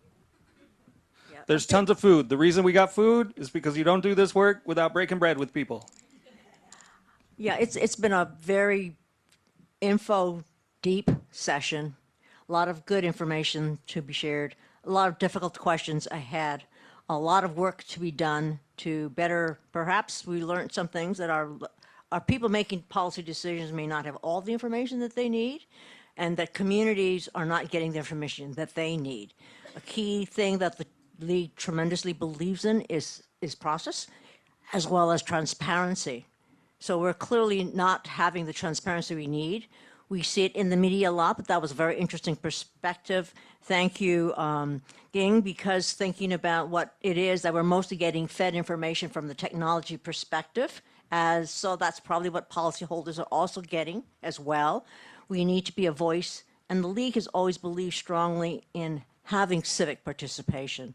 So the individuals that you writing letters, going to city council meetings, going to some of the commission meetings, the committee meetings are all very critical to speak out and to let your voices be heard. So we encourage that. I want to thank everyone who's here today and those of you who are online, because I understand we have quite a few online. Also want to thank the sponsoring organizations, CreaTV. Thank you, Chad, for your leadership. Elena, you, Dream Collaborative, Media Justice. Thank you very much. The AllAI, as well as, I guess, a group we haven't acknowledged is the Free Filipino, Lead Filipino, sorry about that. It's a leadership organization. And I hope I haven't missed any. Oh, the Free Press, of course. This is a collaborative effort for us to learn more about this thing that's happening so quickly in our community. I, too, as a member of the league, we were really shocked when the agreement with PG&E happened with very little discussion, very little transparency, and we too have been looking into the elements of it. So I'm glad to be working with partners like you and all of the organizations to better understand that and to question some of those contractual agreements. The whole notion of non-disclosure agreements is another big piece I had no idea. But I understand that one of the key things that bothered me as a member of the league is we had been moving very fast toward a greener and cleaner San Jose in terms of our power through our community choice aggregation decision, which was a hard one made. We were making great strides. And there was even consideration that the city of San Jose become itself its own power generator so we don't have to use PG&E. And that part of the agreement was that we would no longer pursue that. So what did we give up in that process? So these are the kinds of questions we need to ask. We need to ask, and thank you, especially Elena, Ging, Danny, all of you, Masheika, just great information. Let's think about it. Let's think about how we can ask the right questions and demand answers for the transparency that we need. So thank you for being here. Thank you so much. Appreciate your time and your attention to a very important matter that is not going to affect us individually, but future generations, because it's the long-term impact of projects like this. The question is, if it fails, then we're stuck with an empty building. Who pays for the cleanup? Remember the amount of money we spent on greenfield money, corporations that did damage and left highly polluted pieces of land requiring federal intervention, and we're still cleaning up. So the question is, what are the long-term impacts? And we, as this generation, and certainly my being a lot older than a lot of you in here, and I'm so delighted to see some young people in this. I see our friends from the Silicon Valley Youth Climate Action Group here. Thank you for being here too. So let's all think about what needs to be done. Now, let's enjoy lunch. Thank you. And then this will be recorded, and we're going to send out a link. And if you want to take a picture, we will organize that well as a group picture. And then for the people online, thank you so much. And you get the remainder of time back to your weekend. Thank you.